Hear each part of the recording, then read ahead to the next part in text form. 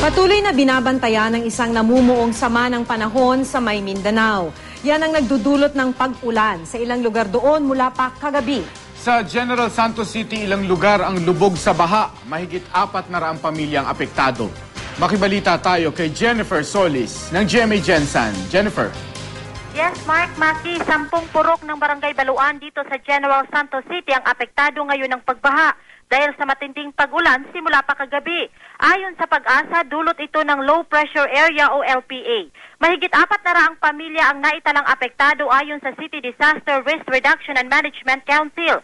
Lubog ngayon sa baha ang mga bahay ng mga apektadong pamilya. Maraming palayan din ang nasira na ng baha. Kinansela na ang klase sa mga binaharing paaralan sa lugar. Pinasok ng baha pati mga classroom. Nagsagawa naman ng emergency meeting ang CDRRMC para pag-usapan ang mga posibleng solusyon para maibsan ang pagbaha at maiwasan na itong lumalapa kung magpapatuloy ang pag-ulan.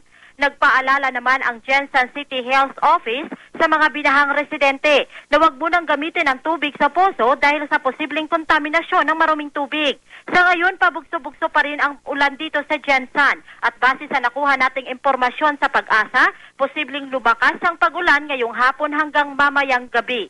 Yan muna ang latest mula dito sa General Santos City. Jennifer Solis, Nagbabalita, Pilipinas.